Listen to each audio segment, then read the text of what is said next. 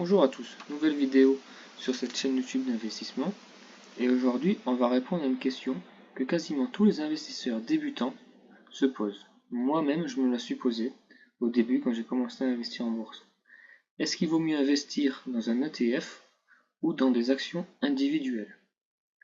Concrètement, est-ce que je mets mon argent dans un ETF MSCI World ou dans une action comme Coca-Cola, Nvidia, Amazon? Dans cette vidéo, je vais vous montrer les avantages et les inconvénients.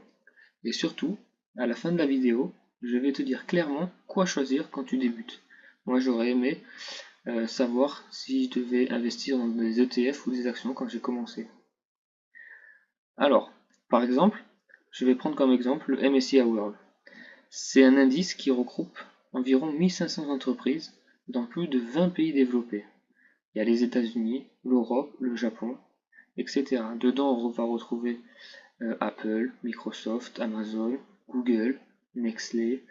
Je vais vous montrer ça de suite. Position. Comme vous voyez, il y a tous ces pays. Bon, il y a 70%, c'est les États-Unis. Mais on a la France, la Suisse, Canada, Pays-Bas, Irlande. On a 1500 entreprises en tout. Donc en fait, quand tu achètes une seule part de TF MSCI World, tu achètes en réalité un petit morceau de toutes ces entreprises en même temps. Alors on va commencer par les avantages des ETF. Le premier avantage, c'est la diversification immédiate, comme on vient de dire. Avec un seul achat, tu es exposé à des centaines, voire des milliers d'entreprises. Donc, si une entreprise fait faillite, ça n'a quasiment aucun impact sur ton portefeuille. C'est l'exact opposé de mettre tous ses œufs dans le même panier. En deuxième avantage, on a le risque qui est beaucoup plus faible. Comme tu es ultra diversifié, comme tu peux voir, ton risque est beaucoup plus faible. Pour que l'ETF s'effondre vraiment, il faudrait que l'économie mondiale entière s'effondre. Tu ne dépends pas d'une seule entreprise, mais tu dépends de l'ensemble du marché. Ensuite, le troisième avantage, c'est la simplicité extrême d'un ETF. Un ETF, c'est l'investissement le plus simple possible. Tu achètes, tu investis régulièrement tous les mois et tu n'as rien à faire d'autre. Pas besoin d'analyser des bilans, pas besoin de suivre les news, pas besoin de choisir entre 50 actions. Et ça, c'est énorme et c'est un gain de temps. Et le gain de temps, c'est le quatrième point. Honnêtement, avec des ETF, tu peux gérer ton investissement en 10 minutes par mois, c'est fait. Tu fais un virement automatique, tu achètes ton ETF que tu as choisi et c'est terminé. Ensuite, en cinquième point, on va parler des frais qui sont très bas. Alors les frais, information générale. Alors les ETF, ils ont des frais très bas, souvent compris entre 0,15 et 0,25. Comme par exemple celui-là, on est à 0,20. Et aussi, c'est important, il faut regarder la taille du fonds quand on achète un ETF. Plus il y a du fonds, plus l'ETF est sûr. Et 0,20, on peut dire que quand même, c'est complètement ridicule comparé aux frais de banque qui nous prennent parfois 2% par an. Sur 20 ou 30 ans, ça fait une différence énorme sur ton capital. Ça, c'est à prendre en compte, c'est très important. En résumé, un ETF, tu paries simplement sur la croissance de l'économie mondiale. Et je vais vous montrer. Alors attendez, le rendement, par exemple sur le World, en 5 ans, il a quand même fait 82%. C'est pas négligeable. On voit que nos livrets A, ils sont passés à 1,5. Bon, regardez sur un an, on est à 4%, puis même 5% je dirais. Et depuis sa création, on est quand même à 574%. C'est quand même pas négligeable. Si on avait investi tous les mois depuis la création, on aurait un bon patrimoine. Maintenant, parlons des actions. Alors, une action, c'est très différent. Quand tu achètes une action, tu achètes une part d'une seule entreprise. Par exemple, si tu achètes là, moi j'ai choisi Nvidia pour cet exemple, tu dépends que de Nvidia. Tu dépends de ses ventes, de ses bénéfices, de ses décisions et de sa concurrence. Bon, je vais vous parler des avantages. Alors, le premier, c'est le potentiel de rendement plus élevé. Avec les actions, tu peux faire beaucoup mieux que le marché.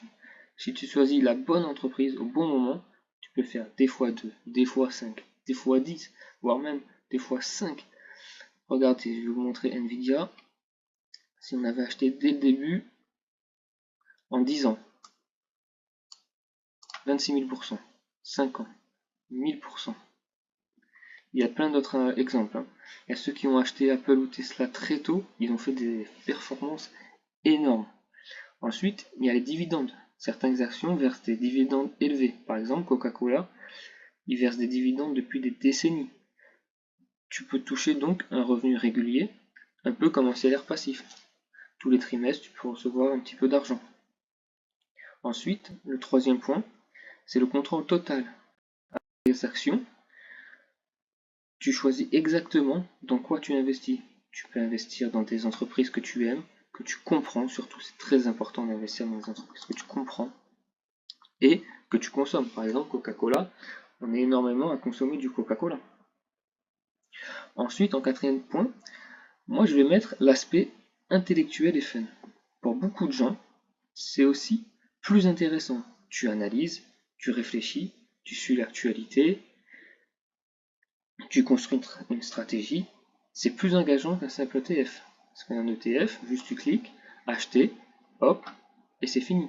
Là, tu dois analyser, regarder les news. Je trouve ça quand même, pour moi, beaucoup plus fun, mais aussi beaucoup plus compliqué. Alors, les inconvénients d'investir dans des actions, le problème c'est que le risque est beaucoup plus élevé. Si tu te trompes d'entreprise, tu peux perdre 30, 50, voire 80%, voire 100%. C'est énormément risqué. Et surtout, le pire, c'est que ça demande énormément de temps et de compétences. Comme je disais, il faut suivre énormément, il faut suivre les news de l'entreprise, parce que sur une seule news, tu peux perdre 15 voire 20%.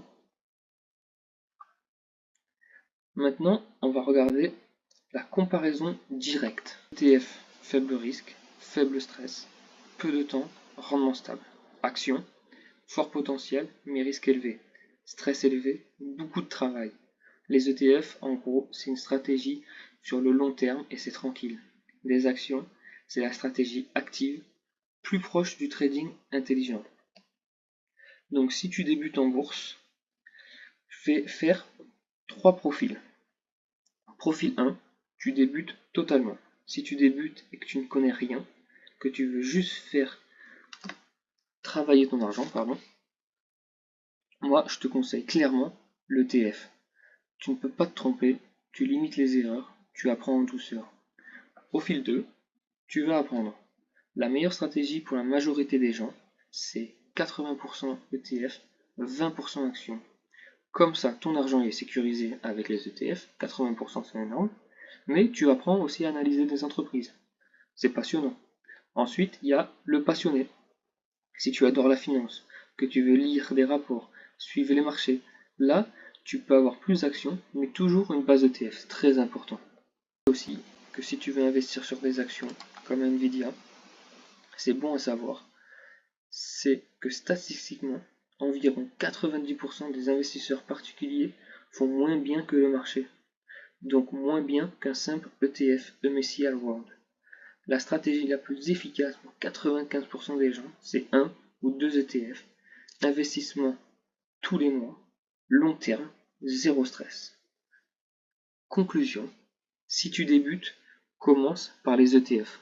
Les actions, elles viendront plus tard. Les ETF te rendent riche lentement et sûrement, les actions peuvent te rendre riche vite, mais aussi pauvre très vite.